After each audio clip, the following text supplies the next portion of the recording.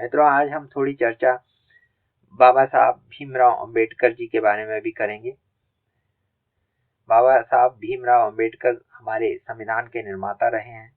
हमारे देश के पहले स्वाधीन भारत के पहले कानून मंत्री थे। उनका जीवन एक दलितों के मसीहा के रूप में पेश किया जाता है। डॉक्टर भीमराव अंबेडकर के पूर्वज लंबे समय तक ब्रिटिश ईस्ट इंडिया कंपनी की सेना में कार्यरत थे और उनके पिता रामजी सकपाल भारतीय सेना की मऊ छावनी में सूबेदार थे। क्या सेना का सूबेदार दबा कुचला व्यक्ति होता है अथवा उसका परिवार दबा कुचला परिवार होता है? क्या सूबेदार के पुत्र को समाज पर दबाने कुचलने का आरोप लगाना सही है? जबकि उस समय 80% सवर्ण भारतीयों का जीवन आपसे निम्न स्तर का था। Was it justified for a Subedar's son earning and living better than 80% of upper caste Hindus of his time to blame the society for caste or any kind of oppression? Ramji Sakpal ने स्कूल में अपने बेटे भीमराव का उपनाम सकपाल की बजाय अंबाडवेकर लिखवाया, क्योंकि कोंकण प्रांत में लोग अपना उपनाम गांव के नाम से लगा देते थे।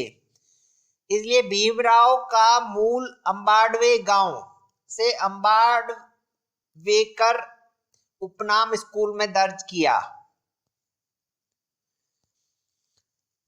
बाद में एक देशस्थ ब्राह्मण शिक्षक कृष्णा महादेव अंबेडकर, जो उनसे विशेष स्नेह रखते थे, ने उनके नाम से अंबाडवेकर हटाकर अपना सरल अंबेडकर उपनाम जोड़ दिया।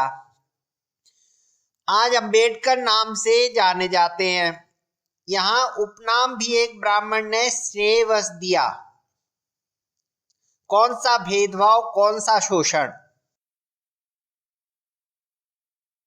डॉक्टर भीमराव अंबेडकर ने BA, MA, PhD, MSc, DSc, LLD, DLitt, bar at law कुल 32 डिग्रियां प्राप्त की। क्या समाज एक दबे कुचले व्यक्ति को इतने संस्थानों में प्रवेश देता? क्या यह सही है कि 32 संस्थानों से डिग्रियां प्राप्त कर हम कहें कि समाज हमसे भेदभाव कर रहा है? Was it justified to call yourself representing socially oppressed people when society is providing you so many opportunities to study? Manusmriti दहन दिवस 1927 के अंत में सम्मेलन में अंबेडकर ने मनुस्मृति, मनु के कानून की सार्वजनिक रूप से निंदा की और उन्होंने औपचारिक रूप से मनुस्मृति की प्रतियां जलाई। 25 दिसंबर 1927 को उन्होंने हजारों अनुयायियों का नेतृत्व कर मनुस्मृति की प्रतियां जलाई। इस प्रकार प्रतिवर्ष 25 दिसंबर को मनुस्मृति दहन दिवस, मनुस्मृति बर्निंग डे के रूप में अंबेडकरवादी और दलितों द्वारा मनाया जाता है। डॉक्टर अंबेडकर के अनुयायी इस प्रकार का कृत्य कुरान आदि से करके दिखाएं तो उन्हें हिंदू धर्म की महानता एवं सहिष्णुता का ज्ञान पल भर में प्राप्त हो जाएगा। सूच्य है, डॉक्टर अंबेडकर मुसलमानों द्वारा अर्जल वर्गों के खिलाफ भेदभाव पर भी विचार रखते थे। सवर्ण जाति से संबंध रखने वाले गायकवाड़ शासक ने सन 1913 में संयुक्त राज्य अमेरिका के कोलंबिया विश्वविद्यालय जाकर अध्ययन के लिए भीमराव अंबेडकर का चयन किया। साथ ही इसके लिए $11.5 प्रति मास की छात्रवृत्ति भी प्रदान की। क्या इस प्रकार की छात्रवृत्ति हासिल करने वाले को, जिसका सपना पता नहीं कितने सवर्ण छात्रों ने देखा होगा और उनका सपना चकनाचूर हो गया होगा, स्वयं को शोषित कहना सही है?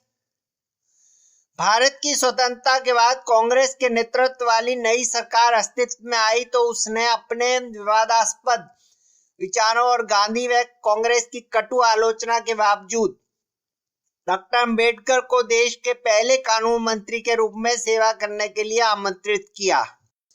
29 अगस्त 1947 को अंबेडकर को स्वतंत्र भारत के नए संविधान की रचना के लिए बनी संविधान मसौदा समिति के अध्यक्ष पद पर नियुक्त किया गया। कौन सा भेदभाव, कौन सा शोषण? क्या जिस व्यक्ति ने इनके पिताश्री को सूबेदार के पद पर सेना में नियुक्त किया, क्या वह दबे कुचले और शोषित लोगों से नफरत करता होगा? क्या घृणा उसके मन में रही होगी? मित्रों, क्या उस ब्राह्मण टीचर जिसने अंबेडकर नाम इन्हें दिया, क्या वो इनसे घृणा करता होगा? मित्रों, इनका प्रवेश एल्फिंस्टन हाई स्कूल में बॉम्बे, जो कि बॉम्बे में स्थित है, 1897 में हुआ।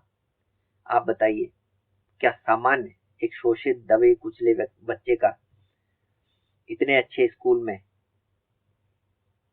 प्रवेश हो पाना संभव है, जहां पर अनेकों अनेक ब्राह्मण, अनेकों अनेक सवर्णों के बच्चे नहीं जा पाते थे? उस समय इनका प्रवेश इस स्कूल में हुआ और इन्हें बड़ौदा स्टेट की स्कॉलरशिप दी गई, जिससे ये अमेरिका गए। आप बताइए, दबे कुचले और एक ऐसे समाज है जिसे उपेक्षा, जिसे शोषित किया जाता था, क्या वह व्यक्ति यूएस जा सकता था? क्या बड़ौदा स्टेट, जो कि उस समय एक ब्राह्मण राजा के द्वारा रूल की जाती थी, वो किसी शोषित व्यक्ति को इस तरह की स्कॉलरशिप देती? यदि कदम कदम पर इन्हें ब्राह्मणों का सहयोग मिल रहा है, ब्राह्मणों का आशीर्वाद मिल रहा है, ब्राह्मणों का साथ मिल रहा है, तो ये किस प्रकार से ब्राह्मणों के तथा सवर्णों की घृणा के पात्र रहे, किस प्रकार से ये शोषण के पात्र रहे। मित्रों, इसी प्रकार से आप किसी भी दलित नेता का चरित्र उठा के देखिए, ब्राह्मणों ने इनकी मदद की है, तभी इन्होंने कुछ मकाम हासिल किया, अपनी मंजिल को प्राप्त किया। 25 दिसंबर 1927 को बाबा साहब अम्बेडकर ने मनुस्मृति दहन दिवस मनाया, जिसमें इन्होंने मनुस्मृति की प्रतियों को जलाया। मित्रों, इन्होंने ना तो मनुस्मृतियों को कभी पढ़ने का प्रयास किया, ना इन्होंने कभी सत्यार्थ प्रकाश पढ़ी। इन्होंने यदि सत्यार्थ प्रकाश भी पढ़ी होती और उसमें मनुस्मृति के बारे में क्या लिखा है स्वामी महर्षि दयानंद सरस्वती ने, यदि ये जाना होता, या ये जानते भी रहे होंगे, इन्होंने अनजान बनने का प्रयास किया, क्योंकि इनका हित इसी में सद रहा था, राजनीतिक हित इसी में सद रहा था कि दलितों को हिंदू धर्म के खिलाफ करें, दलितों को सवर्ण हिंदुओं के खिलाफ करें, तभी दलित इनके पीछे आते और इन्हें अपनी राजनीति चमकाने का मौका मिलता।